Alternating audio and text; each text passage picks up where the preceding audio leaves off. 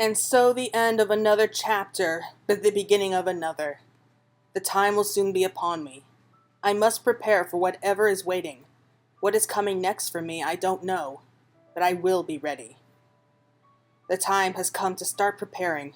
We have only 3 months to ready ourselves. Only 3 months. Only...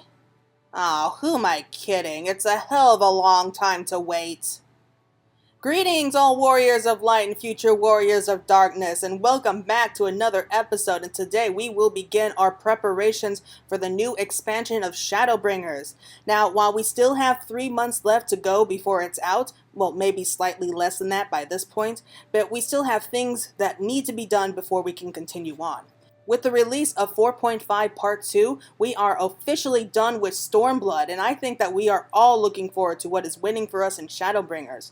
The hype for it is already really high, especially with the shocking new reveals from the latest FanFest. And in honor of 5.0, here is a list of the top 5 things you should be doing before the next expansion. Number 5. Achievements, scripts, MGP, etc.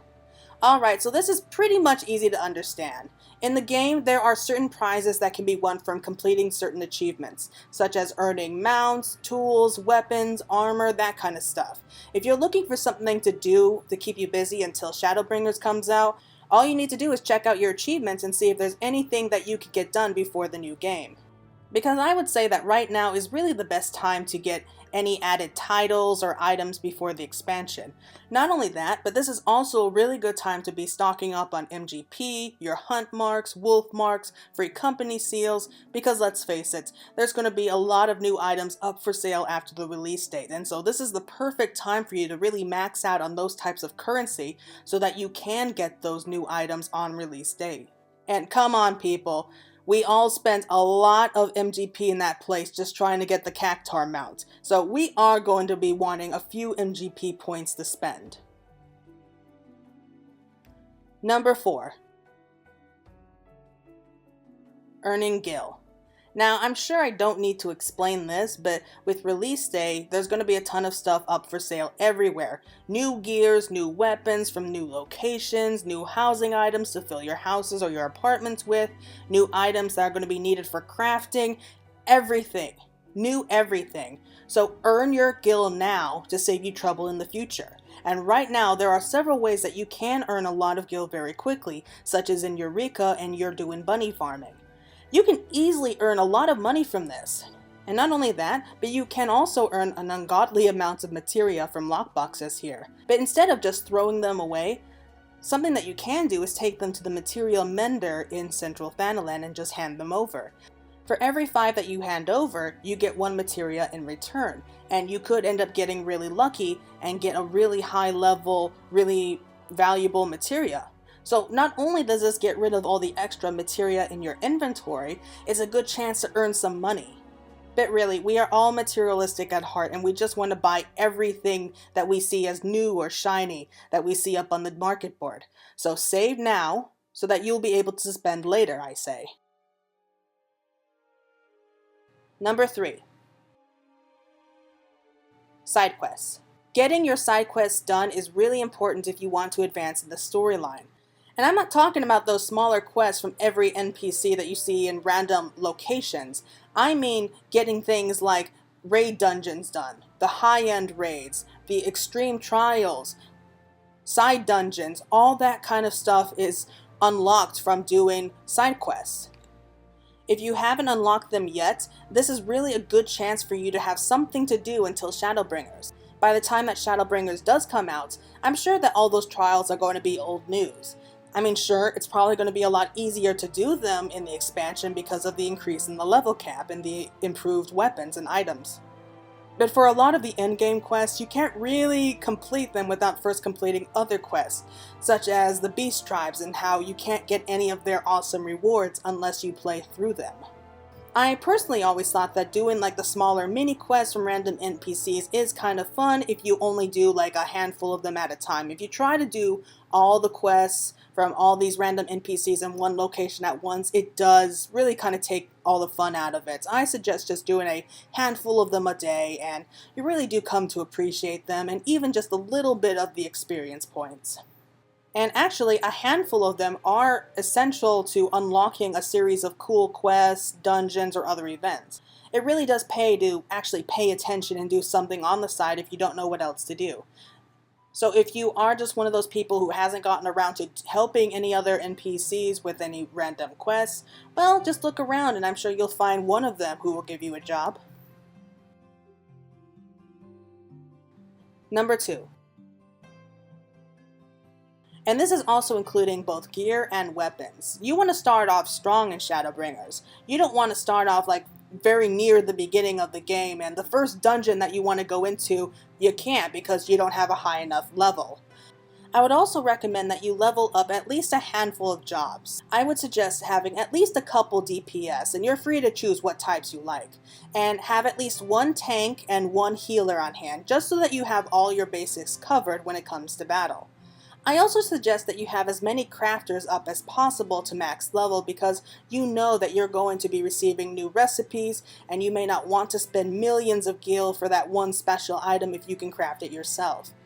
I would also recommend that right now you start leveling up your culinarian so that you can keep food on you at all times, because the food that you eat in the game always gives you a 3% experience boost. Now I know it may not seem like much at first, but every little bit helps in my opinion.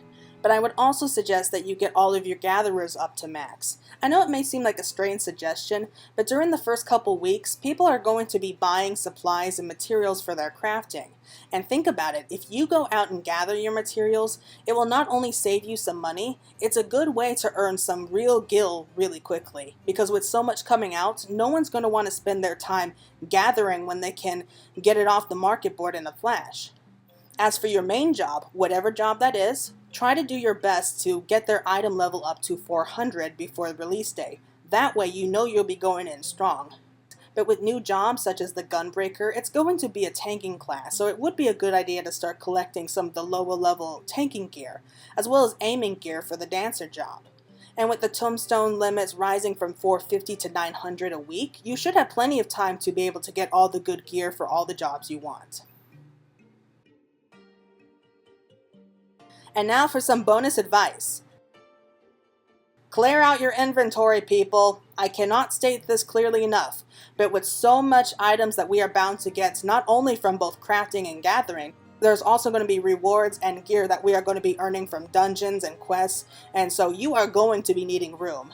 Clear out everything in your inventories that you don't need anymore. Sell some materials that you have never used. If you have some really cool looking outfits that you want to keep, put them in the glamour dresser. That way you have more room and don't need to worry about throwing them out. Also with 5.0, there is a good chance that if we don't get an inventory increase, which I hope they do, but I'm not going to be holding my breath, they will probably increase the max number of items that you can put in your glamour dresser so you can store everything in there if you have the time.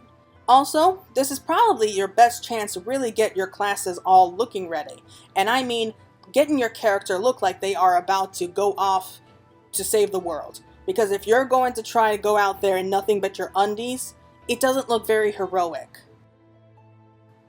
And finally, the number one thing you need to do before 5.0? Come on, you all knew this was coming.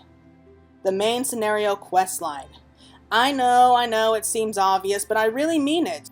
You really need to sit down and clear through the main scenario quest before 5.0 comes out, otherwise none of this will matter. You won't be allowed to go into the new areas. You're going to have a difficult time in unlocking the new jobs and the new side quests. You won't be able to do any of the endgame quests because of this fact. It may seem tedious, especially with how anticlimactic that part 2 came out with, but the story is actually pretty good otherwise. And I do know for a fact that there are still some people out there who haven't beaten the main scenario quest yet, either because they haven't had the time to, or they had other things to do.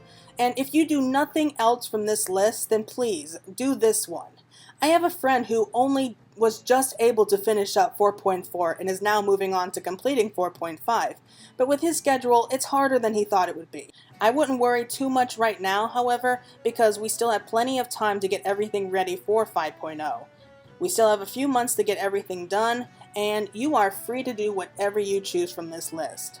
And if you feel like you are running out of fun things to do, maybe this has given you some ideas on suggestions to really keep you entertained for the next 3 months. Just do a little bit wherever you can, and before you know it, you'll be ready for whatever surprises that Shadowbringers will be bringing with it.